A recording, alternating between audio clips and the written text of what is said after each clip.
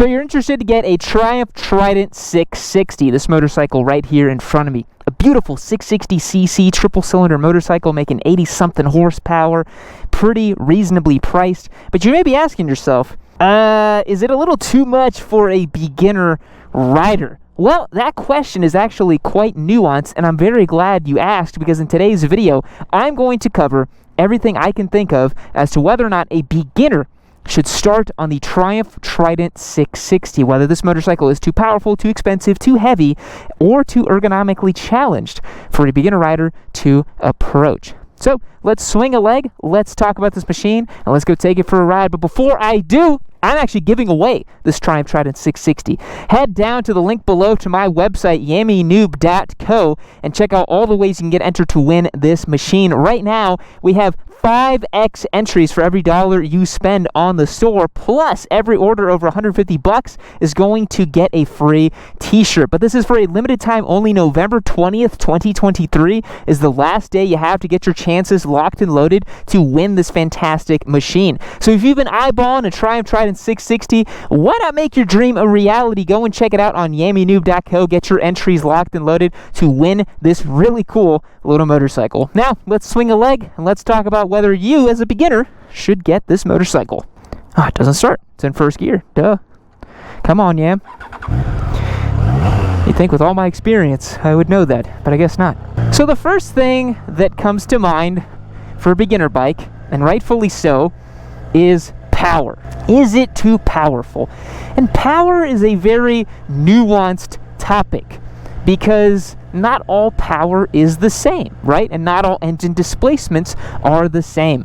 You can look at a 1200cc motorcycle from Harley-Davidson, for example, a Sportster 1200, and honestly, that makes a perfectly reasonable beginner bike. No big deal. You'll be able to ride that, have some fun, really enjoy it. Alternatively, if you look at a 1200cc bike from Triumph, for example, perhaps the Triumph Speed Triple 1200RR or the Tiger 1200, that is wildly inappropriate for a beginner rider.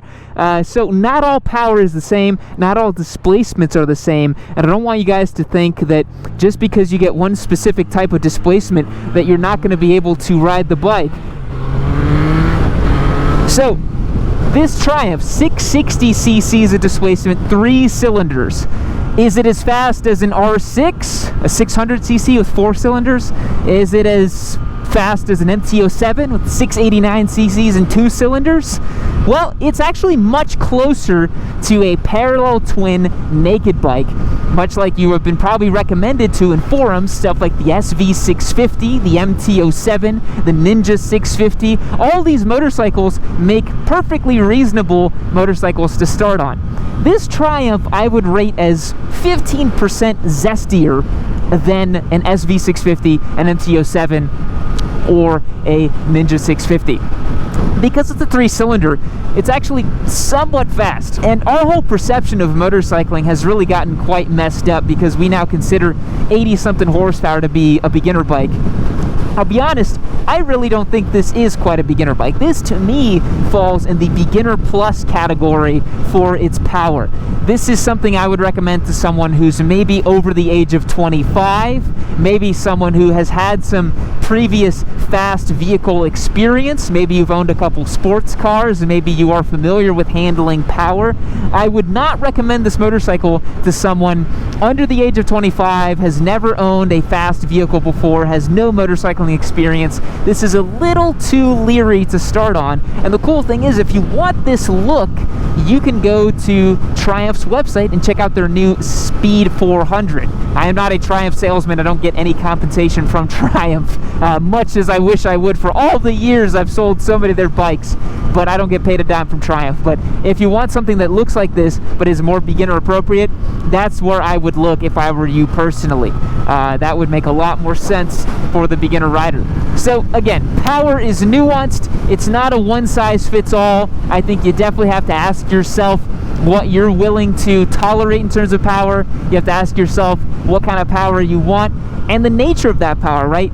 This triple cylinder makes broad linear torque at all rev ranges. What does that mean? It means that while you are riding around between 2 and 10,000 RPM, which is where this thing is going to make all of its power, because that's all it can rev out to, it makes power all over the place, but it's not very peaky. It's not going to be a bike that is going to cause you issues in terms of the peaky power, as I will demonstrate here. Second gear.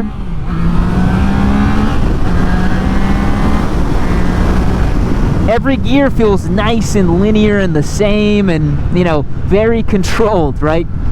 And that's because I have experience. I have a steady throttle hand, and you may not have that as a beginner rider. So power is something that is relatively objective, but truly subjective based on your skill level, your experience, and what you're looking at doing. If you're looking for my opinion as an experienced motorcycle rider, I've ridden over 150 different motorcycles. I've been riding for almost 10 years. I've got track day experience, racing experience. I've definitely been around the block several times. I would rate this motorcycle as a great second bike, or like I said, in that beginner plus category. Now, let's talk about the weight and the size of this motorcycle. That is something that is going to come up whenever you're discussing a motorcycle for a beginner, because size and weight's very important. Motorcycles are all made the same, and people are not made all the same, right? People come in lots of different shapes and sizes, and so this motorcycle, I think, fits a great beginner profile because of how approachable it is. It's got handlebars, so first of all, your hands are much higher up here. You can see I'm holding my hands up right here. I don't have much of a bend in my back. I'm pretty upright on this motorcycle. I'm not leaned over in a race position like I would be on an R6. I'm nice and upright, nice and comfortable on this bike. The pegs are actually not too high. That's something we talk a lot about here on the channel. You want nice and low pegs because you want to be able to be comfortable. You don't want to be balled up on your machine. Low clip-ons and high pegs and high seat heights are all traits found in high-performance motorcycles, sport-oriented motorcycles, and that's not really what you want as a beginner rider, because you don't even know what kind of riding you want to do yet. You know, you don't even know if you want to go to track days and rip it up and tear it up on track, and there's going to be plenty of time for that. So we always recommend to find a motorcycle that has a more general-purpose ergonomics package like this bike does, because that's going to be able to suit a lot of different kind of riders.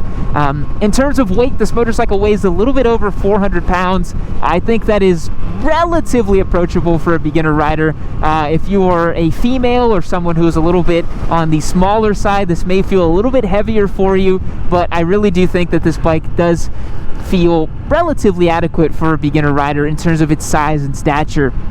When you look at entry-level motorcycles like a Ninja 400, an R3, or a Z400, a Duke 390, all those motorcycles are going to weigh under 360 pounds. And you might not think that 40 pounds or so makes a big difference on a motorcycle, but when you're parking the bike or moving the bike, you know, it's a little less intimidating when it is lighter weight.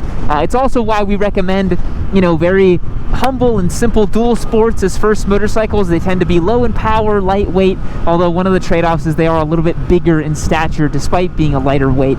So I do think the Triumph fits a pretty good bill in terms of how kind of lightweight and its ergonomics package will be for riders. One of the last points I wanted to talk about today is expense. That's a thing that a lot of beginners think about, because a lot of beginners are, you know, price conscious, and that makes sense. You don't want to go out and spend $15,000, $20,000, $25,000, $30,000 on your first motorcycle, because you're probably going to drop it. You're probably not going to know what you're doing. You might strip the bolt for the oil. Maybe you mess up the chain somehow. And a more expensive motorcycle is just going to be more expensive to fix. Now, Triumphs are not quite like an Italian motorcycle like a Ducati or an Aprilia. Those motorcycles are incredibly finicky in terms of their maintenance, and they are much, much, much more expensive to take care of than a comparable Japanese motorcycle. The Triumph sits kind of in the middle of the spectrum, leaning more towards a Japanese bike. They're a high-volume manufacturer. They're not some bespoke manufacturer. They make a lot of motorcycles, especially now with the Speed 400 models. They've got a lot of bikes on the roster, and it's a type of thing where the more bikes that a manufacturer makes, like Honda, for example, usually the cheaper parts and parts availability is going to be better parts availability is what I meant to say. So again, Triumph, usually you will find a dealer in your area. They're usually kind of combined with other dealerships. It's somewhat rare to see a standalone Triumph dealership unless you live in the UK. Here in America, every dealership that sells Triumphs also sells some other type of motorcycle. Typically, they like to bundle together different European bikes. They'll do Triumph, Ducati, BMW, Aprilia. They kind of all put them all together. That's what I've seen here. I'm sure there are dedicated standalone Triumph dealerships, but Triumph is not that big of a brand in the United States to warrant a standalone dealership. So you can rest assured that you will probably be able to get parts for these bikes. I don't think it's going to be, whoa, Speed Racer in the Tiguan.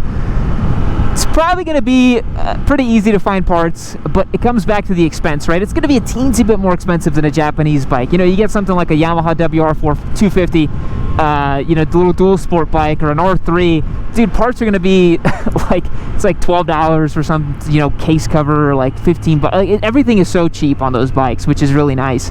This is going to be a little bit more expensive, but the price point of this thing does reflect that, right? This thing is pretty much creeping up on $9,000 MSRP. It's not a cheap motorcycle, so you have to really ask yourself if you want to spend nearly $10,000 on a bike like this as your very first motorcycle, which is another reason why I recommend getting something a little bit cheaper, a little bit more simple for your first, because then you'll just be able to do all the dumb stuff you were going to do on a much lower, cheaper basis.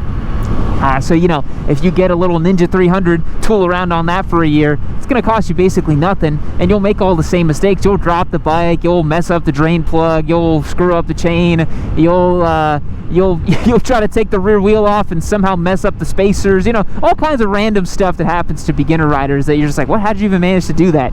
But you'll learn all those mistakes on a little bike you don't really care that much about, and you'll be able to appreciate it. It's not necessarily about the power of the Ninja 300, it's just about the fact that it's cheap. Now, I'm not saying you go out and buy a cheap motorcycle no matter what it is, because if you go out and buy a clapped out $3,000 R1, that's a terrible beginner bike. Don't do that. Don't tell people that Papa Yam told you to go get some clapped out R1 as your first motorcycle. I've made jokes about that, but I'm not actually telling you guys to go and do that, all right?